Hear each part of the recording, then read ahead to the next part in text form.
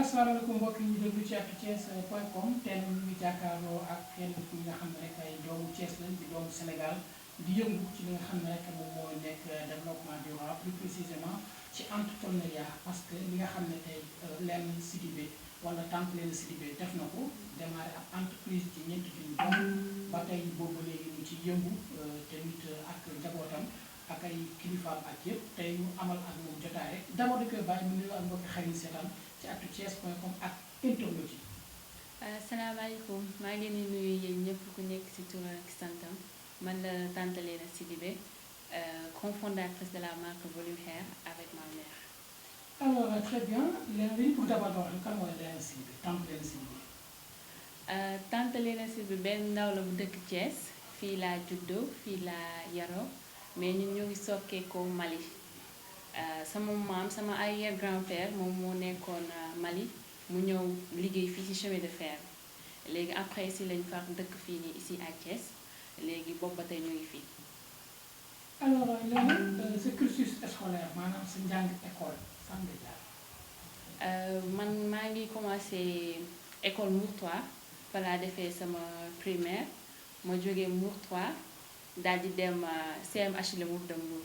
foofu laa defee sama 6e ba 3e après jaar naa lycée def ko seconde dem collège Saint-Gabriel aussi foofu laa continuer ba première après ma dem Dakar je sais pas ba xam ngeen ko am na ñu ko xam wala am na ñu ko xamul suis une ancienne basketteuse laa woon loolu moom ma yóbbu woon Dakar léegi foofu laa doon évoluer du fa jàngee aussi doon def terminal ba dugg ci wàllum beauté bi. alors très bien ba nga dugg ci wàllum beauté bi alors Léne mais également yaa ngi institut africain de développement di IADR. oui. alors Léne ñu bëgg nga wax ni d'abord tey basket ba mode. muy ñaar mu nekk ñaari passion. alors lan moo ko waral Léne. lu ko waral mooy sama papa dafa nekk ku bëgg jàng. waaw daf ñuy tàggat trop ci mbirum jàng léegi moom des fois dama doon trait sax laay wax naan dem basket demal ci cours yi dem basket demal ci cours yi wala am na benn semestre boo xam ne aw ma woon moyenne mu ni ma dangay arrêté basket nga jàng ba sa moyenne dikkaat nga doog a reprendre léegi loolu moo taxoon ma bàyyi basket bi carrément delluwaat ci jàng bi mais ma continuer ci jàng bi léegi bëgguma woon toog rek noonu bàyyi en général dañ naan jigéen ñi sax bu ñuy basket dañuy xaw a góor ak yooyu yëpp am na mais bëgguma woon toog bàyyi sama bopp ma ne attends léegi damay toog toppatoo sama bopp toppatoo sama karaw jigéen laa ni ñëpp foog ma toppatoo sama yaram loolu moo indi bàyyi basket bi ñëw ci jàng bi ak beauté. alors très bien alors beauté bi moom lañu am na luñ ci njëkk wax rek mooy secret grand-mère parce que ci waxtaan si njëlbeen wax nga ni da nga demoon benn concours de beauté. waaw nee nañ recalé parce que da nga amoon ay kawar yu gàtt. ñu bëgg rek dañu ñëwaat ci concours boobu ak lan moo la beauté bi woon ba nga dem ci.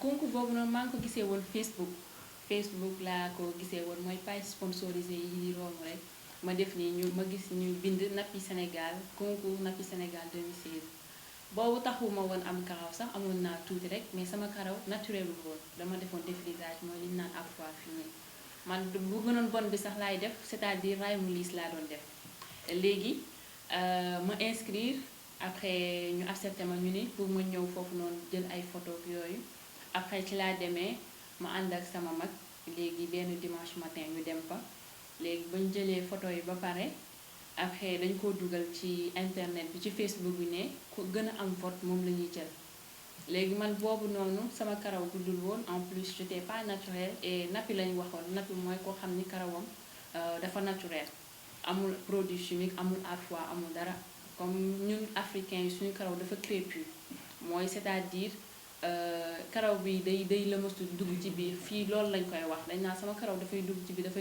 dafay lëmasu wala ñu naan sama karaw dafa repousse en fait repousse boobu noonu moom la ñuy traité ba mu nooy loolu mooy naturel voilà léegi ba ñu demee ci vote yi taxuñu ma woon voté noonu aw ma woon vote yu bëri parce que amoon na ñu ma gënoon naturel amoon na tamit ñoo xam ne seen karaw dafa sëkkoon bëri jëluma concours bi après ba ma ñibbisee nag xam nga rek ma daal di mer jooy sama yaay ne ko dañ doon def benn concours karaw waaye mujjuma koo jël ndax sama karaw naturel après ci laa bàyyee à fois après gën a documenté wu si lu tax ñooñu nekkoon en avant que man ci laa xam ne lan mooy nappi lan mooy naturel lan mooy cheveux crépus après ma ne kon man mi damaa bëgg a dellu naturel léegi ma ni sama yaay yow am nga diw bu ñu daan defara bañ nekkee xale parce que sama yaay doon na ko defar mais ñun dañoo dëgëroon bopp di retourner si wàllu afro yooyu sama yaay mosul bëgg afro waaye xam nga ne boo nekkee xale bu ñu lay léttu muy saf ngay di jooyee yooyu noonu doo am les produits qu'il faut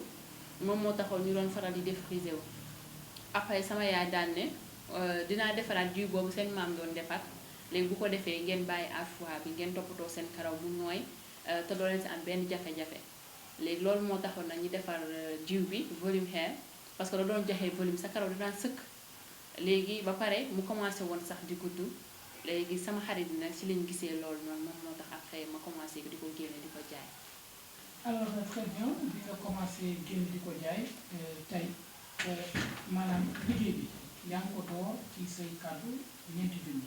nga commencé pour liggéey. nan la demee ñeenti junni.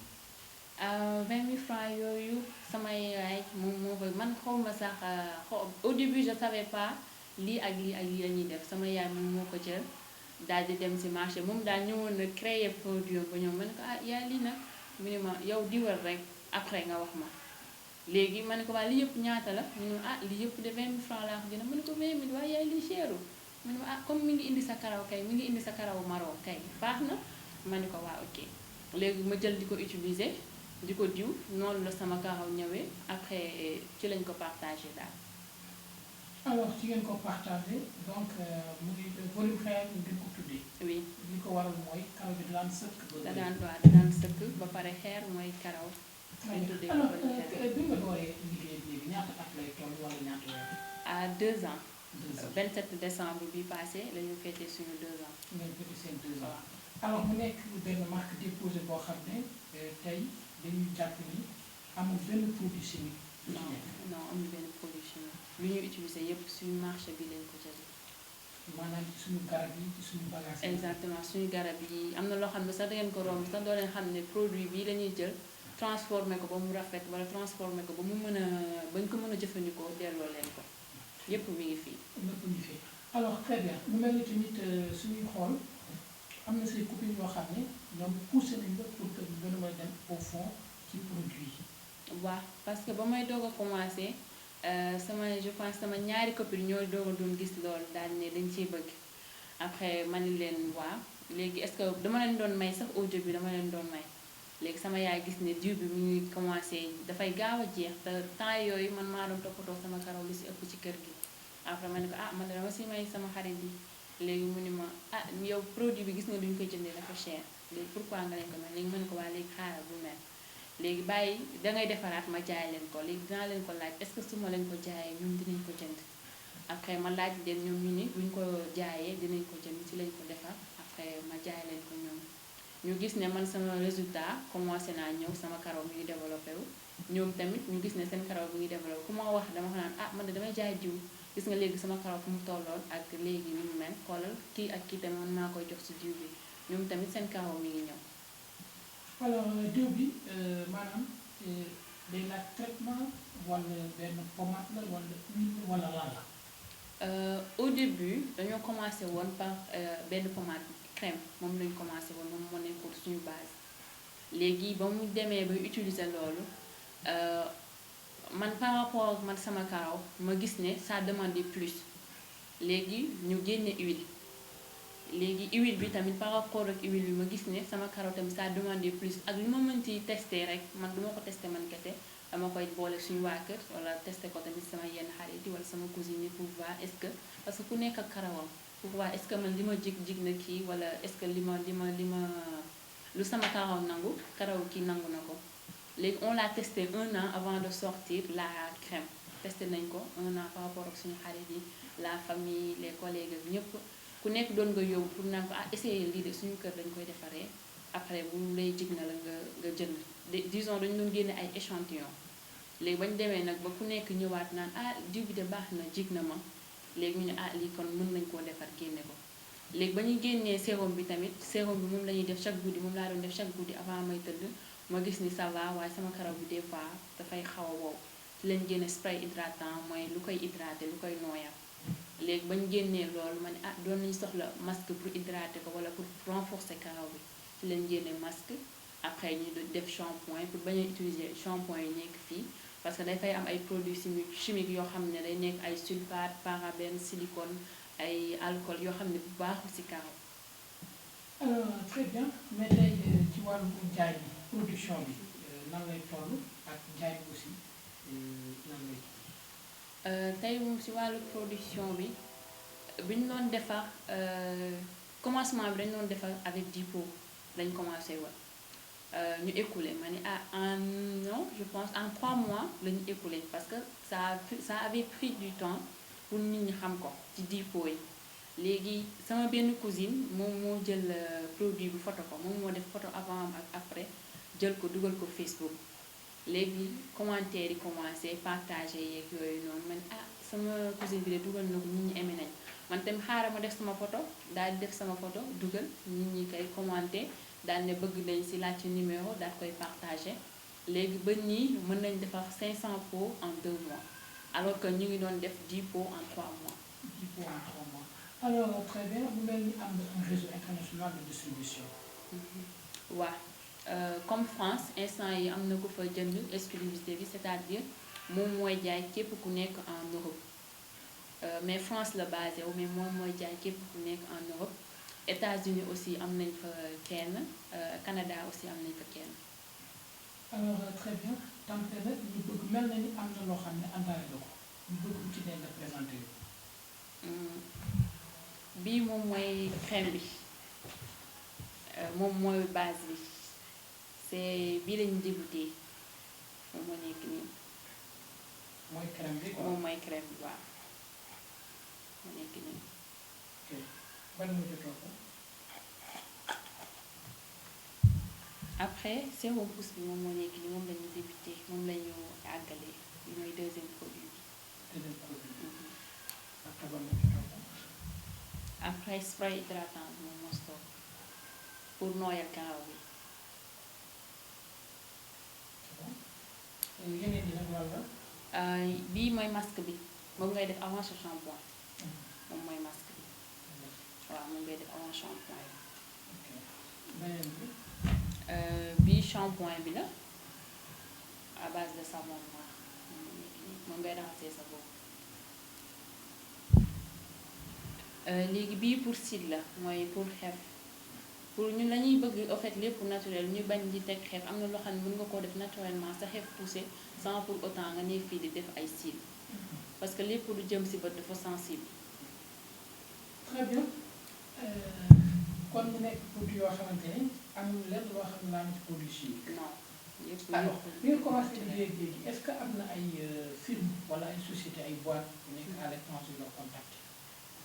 waaw am na mais pour l'instant kiiwaguñ ci kenn accordé guñ ci kenn parce que la plupart bu ñu contacter lu ñu bëgg a ñëw genre investir dañuy bëgg a ñëw jël produit. bon voilà on est avec mademoiselle Léna Sidibé. Léna, parlez-nous un peu de vous. Bonjour tout le monde, je m'appelle Tante Léna Sidibé, je suis la cofondatrice de la marque Volume Hair avec ma mère. Léna, c'est une jeune fille ambitieuse qui est thiessoise d'abord, qui a fait tout son cursus scolaire ici à Thiès.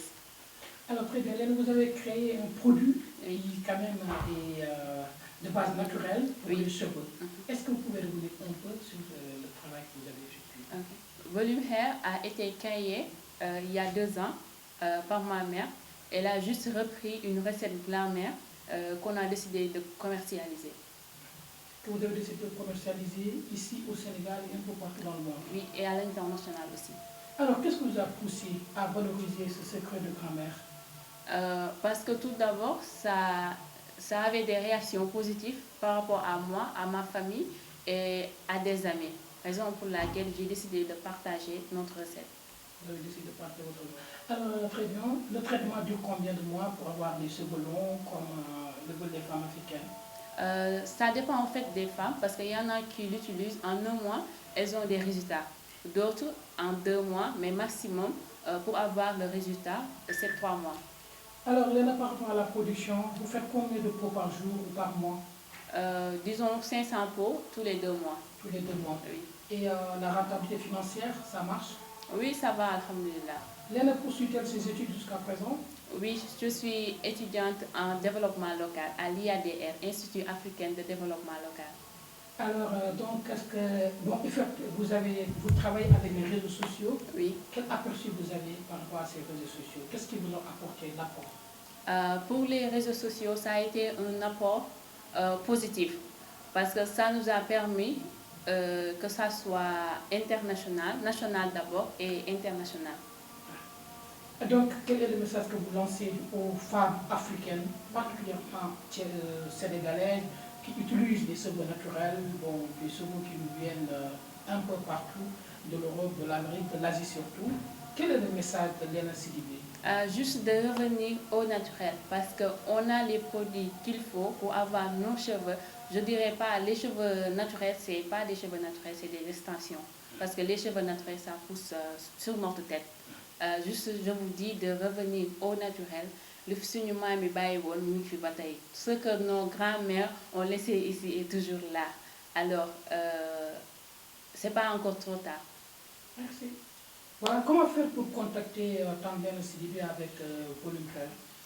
Nous sommes présents sur les réseaux sociaux comme Facebook Volume Hair, Instagram aussi Volume Hair. Vous pouvez aussi nous envoyer un mail sur volumehair5@gmail.com. Sur YouTube aussi Volume Hair TLS. Le numéro de téléphone?